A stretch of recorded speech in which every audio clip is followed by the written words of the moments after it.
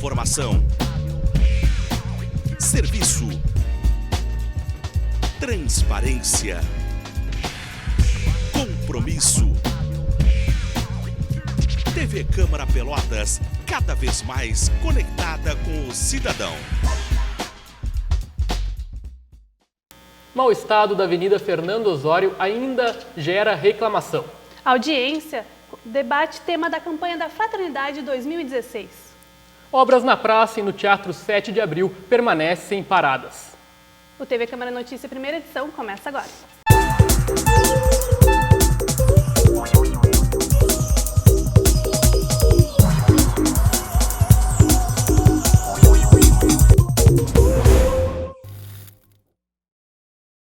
Uma obra de requalificação da Avenida Fernando Osório foi entregue em 2013. Em 2014, houve uma CPI para investigar possíveis irregularidades, mas as reclamações quanto ao mau estado da via ainda permanecem.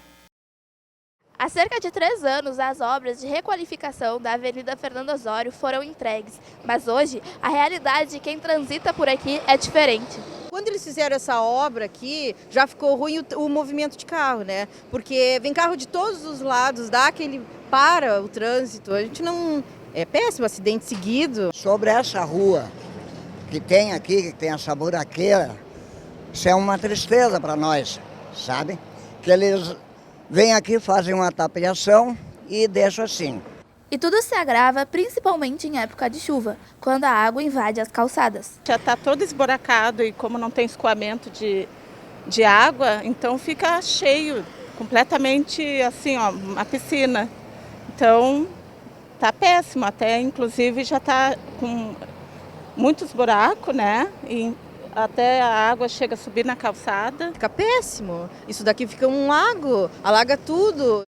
A cidade convive com números expressivos de anúncios de obras, mas a realidade é que poucas são concretizadas. A nossa equipe foi conferir 2 exemplos desses. O Centro Histórico de Pelotas tem o contraste de 2 obras paradas. De um lado, o Teatro 7 de Abril, sem previsão de reabertura. De outro, a Praça Coronel Pedro Osório, cercada de telas. As obras de revitalização da praça foram anunciadas pela Prefeitura com a aplicação de mais de R$1 milhão. Mas em vez de melhorias, só se houve justificativas. O que eles fizeram com esse R$1 milhão? Pagaram a cerca que está ali na volta da praça? Isso é um absurdo. Ou então investir em propaganda, porque toda parada de ônibus está cheia de propaganda. Então tem que fazer uma apuração para onde foi esse dinheiro. Naira Rodrigues disse que não sabia que as obras estavam paralisadas. Poxa vida, é lamentável, né?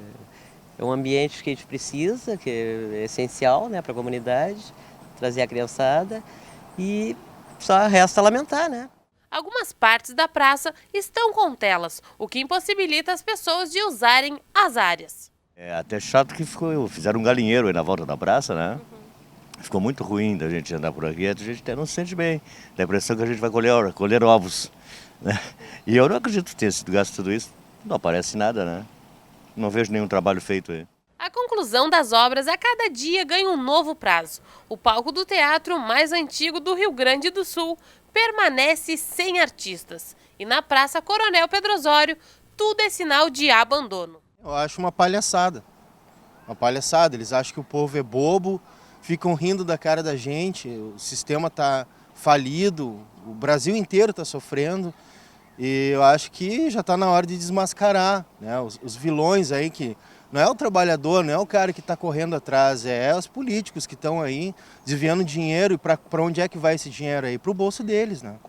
Eu acho isso, que é uma palhaçada que eles estão fazendo e eu acho que ainda existe lei, a lei tem que ser cumprida. Na semana passada, aconteceu uma audiência pública para discutir o tema da campanha da Fraternidade 2016. Esse ano a campanha tem como tema Casa Comum, Nossa Responsabilidade. E o lema, quero ver o direito brotar como fonte, correr a justiça qual riacho que não seca. O proponente do debate, o vereador Ivan Duarte, explica os pontos que estão sendo tratados dentro dessa temática. Várias igrejas, né, já não é mais só a Igreja Católica, e esse ano eles estão tratando do saneamento básico e da água, né? tem um lema muito religioso, a temática também é muito religioso, mas a fundamentação da discussão que eles levam para as paróquias e tal, levam para os fiéis, levam para toda a comunidade, parte de uma preocupação já expressa pelo Papa Francisco, né, em relação ao mau uso da água e à falta de saneamento básico em várias regiões do mundo, né? O parlamentar ainda acrescenta os assuntos que ganharam destaque e foram tratados pelos convidados que participaram da audiência. Falaram sobre os fundamentos religiosos, os fundamentos éticos, né? E depois uma explanação mais teórica do que significa a água, né? A água tem que ser captada, ela tem que ser tratada, ela tem que ser distribuída e ela tem que ter acesso a todo mundo, né, fundamentalmente. E no próximo bloco você confere a previsão do tempo e ainda uma matéria especial sobre a abolição da escravatura. Nós já voltamos.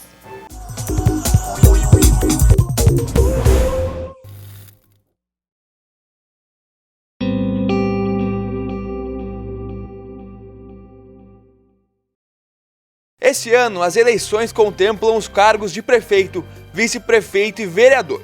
Do dia 20 de julho até 5 de agosto, vão ser realizadas as convenções partidárias, destinadas a deliberar coligações e escolher os candidatos que vão concorrer.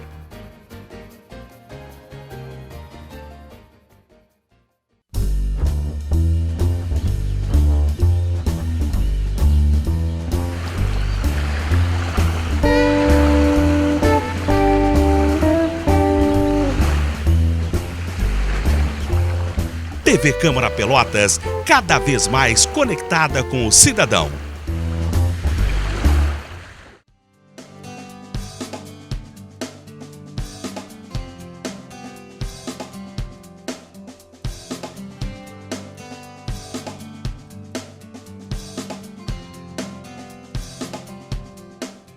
TV Câmara Pelotas, cada vez mais conectada com o cidadão.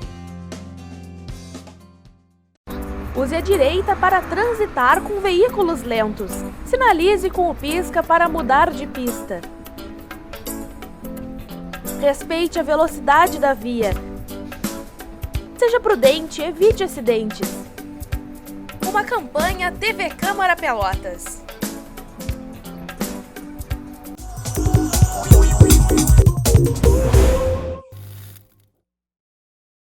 Na semana passada aconteceu uma reunião que discutiu detalhes para as homenagens que vão acontecer ao Orixá Bará. O encontro contou com a presença de membros de diversos terreiros e foi realizado no Ilê Axé Iemanjá Bossi, que pertence a uma das organizadoras do evento, e a Lorixá Regina Macedo. Na oportunidade, ficou definida a data para a realização da segunda procissão do Pai Bará. Vai acontecer dia 18 de junho, às 10 horas da manhã. A concentração na Voluntários, na Andrade Neves, ali no Calçadão, com voluntários, e o ponto alto, naturalmente, que será no Mercado Central. Queremos fazer um chamamento para todos os nossos irmãos quimbandeiros, umbandistas, africanistas, para que se juntem a nós. Regina de Iemanjá ainda fala sobre a intenção da procissão. E o que nós queremos é passar aquela mensagem de amor, trazer progresso para a nossa cidade, prosperidade. E explica a missão do Orixá Bará. O Bará é o que abre os caminhos para que a gente tenha essa prosperidade necessária, que não é apenas a prosperidade financeira, mas também o crescimento espiritual. Então, tudo começa pelo Bará. O presidente do Legislativo, o vereador Ademar Ornel, participou da reunião e destacou a importância de levar as manifestações de fé para a rua. Pelotas é uma cidade de grande religiosidade africanista e está se manifestando. Agora está em uma cidade de procissões, de caminhadas. Eu acho que isso é importante porque isso democratiza, legitima a fé, faz com que a fé seja melhor discutida. Isso é uma forma também de combater, discutir a intolerância religiosa, permitindo que as pessoas possam refletir sobre o que é a religiosidade africanista. Depois de um fim de semana com chuva e sol, vamos conferir como fica a previsão do tempo para os próximos dias?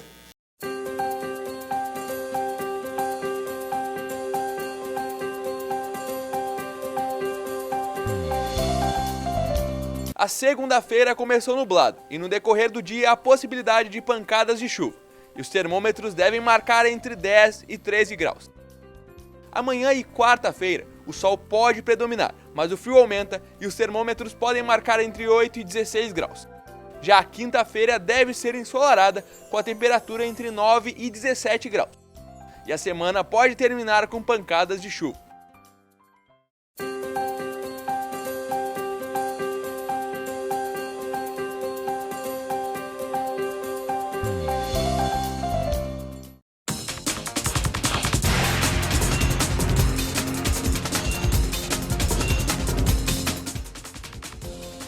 O dólar começa a semana em alta de 1,47%, comercializado a R$ 3,52. Já o euro teve queda de 0,02% e fica a R$ 4,00. E o peso uruguaio caiu 1,07% e está cotado em 11 centavos.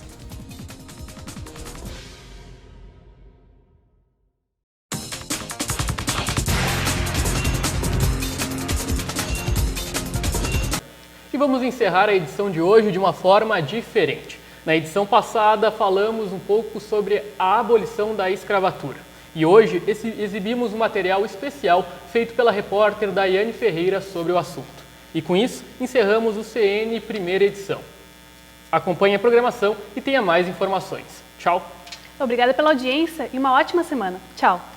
A abolição da escravatura foi o acontecimento histórico mais importante do Brasil, após a proclamação da independência. No dia 13 de maio de 1888, após 6 dias de votações e debates no Congresso, a princesa Isabel assinou a Lei Áurea. Marielda Barcelos, que participa do movimento negro da cidade de Pelotas, contou na visão dela como tudo aconteceu. Sabe que existiu uma escravidão, né? Uma escravidão de um povo que era um povo liberto, né? Eu costumo dizer isso assim, não sou uma descendente de escravos, eu sou descendente de um povo que era livre, né? E que acabaram sendo trazidos aqui para o nosso país, e assim como para diversas partes do mundo, né? Foram arrancados de África como escravos, né? Após essa dita libertação, a vida dos negros continuou muito difícil. O Estado brasileiro não se preocupou em oferecer condições para que os ex-escravos pudessem ser integrados no mercado de trabalho formal e assalariado. Muitos setores da elite brasileira continuaram com o preconceito. Prova disso foi a preferência pela mão de obra europeia branca, que aumentou muito no Brasil após o movimento abolicionista.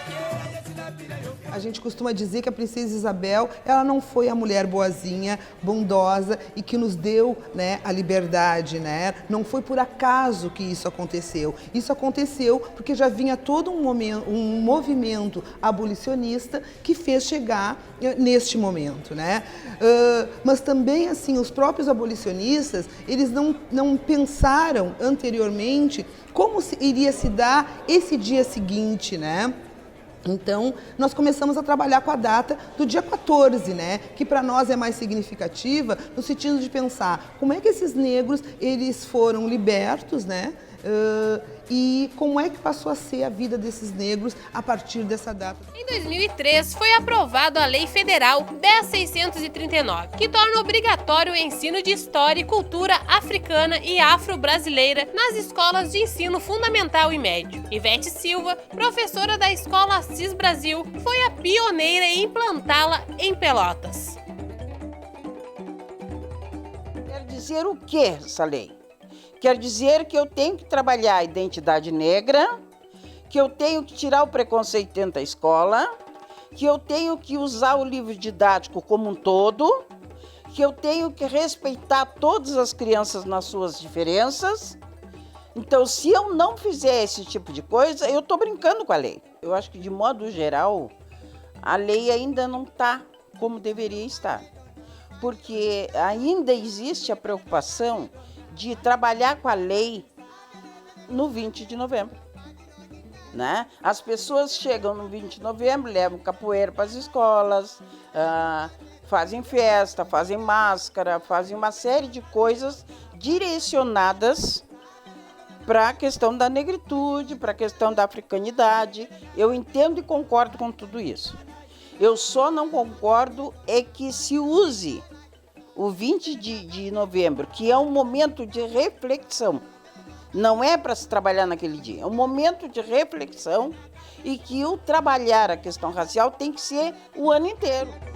O objetivo é levar para as salas de aula mais sobre a cultura negra no Brasil, com novas diretrizes para valorizar e ressaltar a presença africana na sociedade, além de ser um instrumento contra a discriminação e o preconceito racial. A questão do preconceito racial na criança começa quando ela entra para a educação infantil.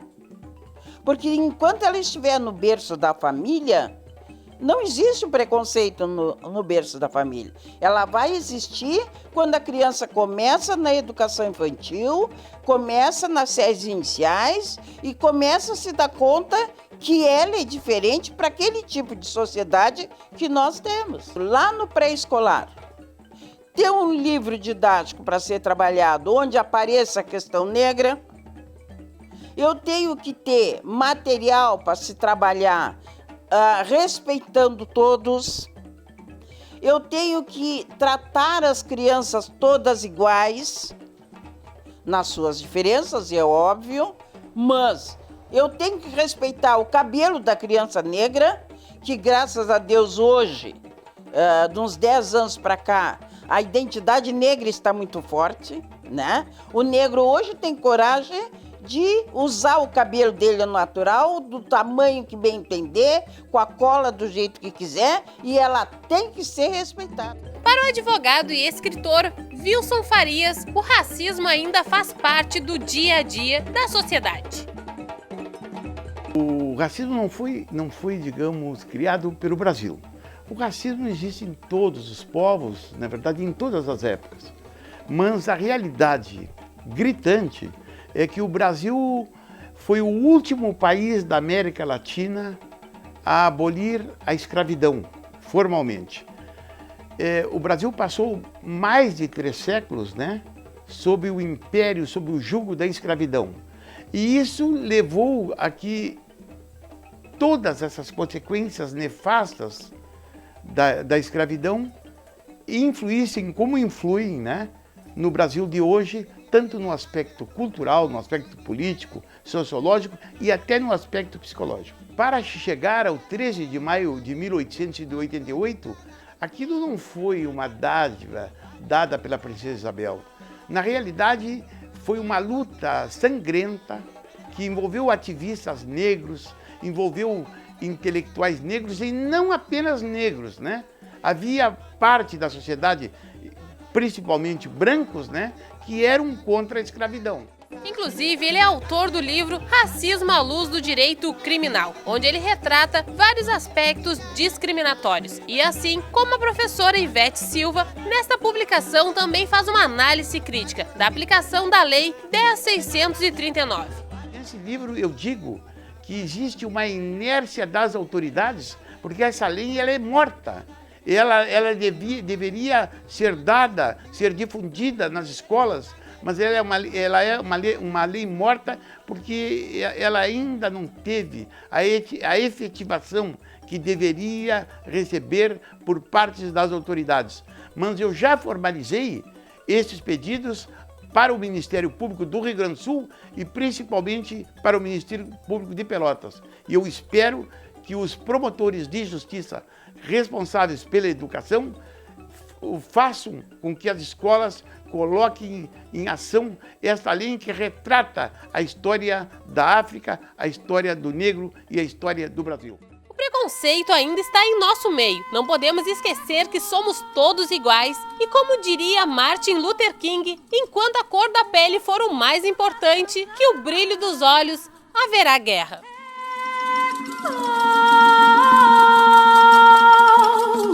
Um canto forte na senzala, negro canta, negro dança, liberdade fez valer. Não existe sofrimento, não existe mais chibata, só existe esperança para um novo povo amante.